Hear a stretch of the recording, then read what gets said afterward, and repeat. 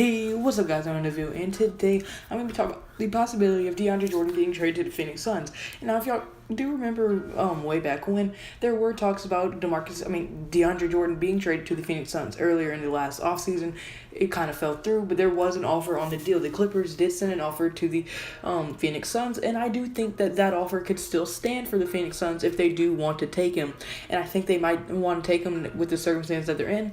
So without further ado, without me rambling on too much, let's get right into the actual video. Alright, so before I get into why it makes sense for the Suns or the Clippers, let's get into the actual trade package itself. This is what I think it would look like. This is not saying what it will look like. This is not saying that it's going to happen for sure. This is just like what I think the trade package would look like. I think the Suns would get DeAndre Jordan, while the Clippers got Tyson Chandler, Josh Jackson, and the Milwaukee Bucks first round pick, which is protected for through the first 10 picks. It's like top 10 protected.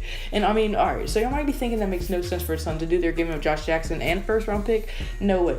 Well, just hear me out. So right now the Suns they need to pair Devin Booker with another surefire star, as right now he is probably thinking heavily about leaving the Suns, and right now that is all they have. Devin Booker is a great young talent, but I mean, he's not going to waste his career with a team that is almost as bad as the Brooklyn Nets, and they're pretty much a lottery team every year. There's only so much one player can do for an organization. Devin Booker has done all he can, but he still cannot bring that team enough wins to make the playoffs or anything. I mean, this dude has not made the playoffs ever with being in the Phoenix Suns, and I mean, unless they get him with another surefire star, which is DeAndre Jordan, he's probably going to leave. So if they can get DeAndre Jordan, maybe he will want him to stay a little bit more, and also because this would spread the court out a ton between Devin Booker and DeAndre Jordan, because right now all they really need to do is double team Devin Booker. No one else is going to hurt you, though the rest of the team is trash.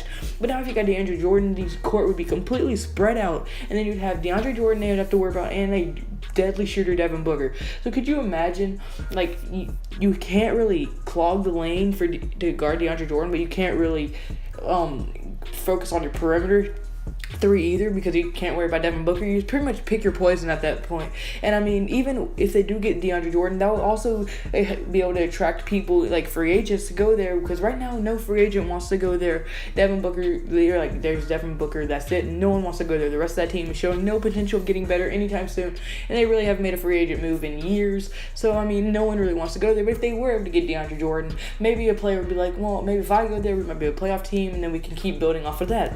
So that's another big reason to get DeAndre Jordan.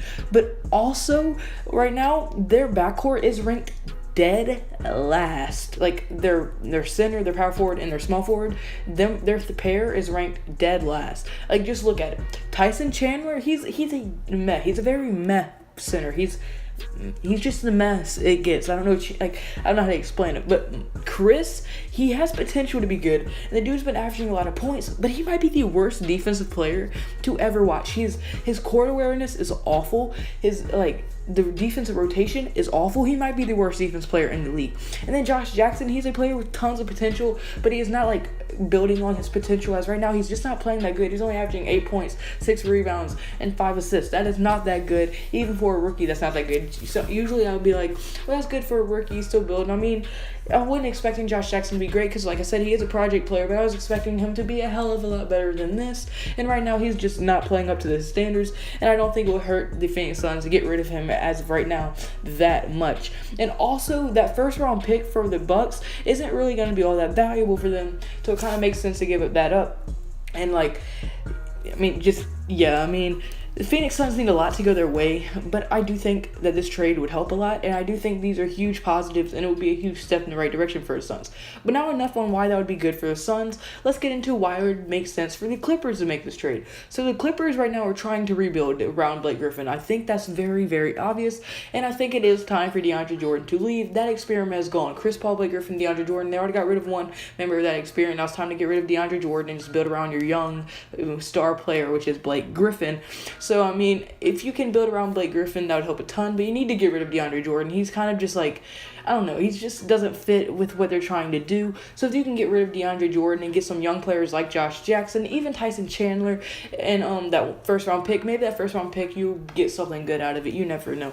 But I mean, if you can get a young player like Josh Jackson, like I said, the Clippers have been known to make players good when they really weren't their first few years. Like Blake Griffin, I know he started with the Clippers and everything, but I mean, he really wasn't good his first year boom. And so if they can do the same thing with Josh Jackson, that would be great. And then they would be able to rebuild through the draft, because they probably won't make the playoffs even if Josh Jackson does become something good. And then you could get some draft picks, you could get free agents. So I think that really would help to move on away from DeAndre Jordan. But also you'd get Tyson Chandler, a very good back, like starting. He's a starting caliber center. He's just not the best starting caliber center. So he's a decent replacement for DeAndre Jordan. He is not DeAndre Jordan. Don't get me wrong, DeAndre Jordan's league's better than Tyson Chandler, but he's a good start at center. And maybe if you can pick up another center, you can just replace him totally. And also maybe Josh Jackson will play better with a team where he gets to take over more. Yes, he'd have to like take calls from Blake Griffin, but I mean, after Blake Griffin, no one could really tell him what to do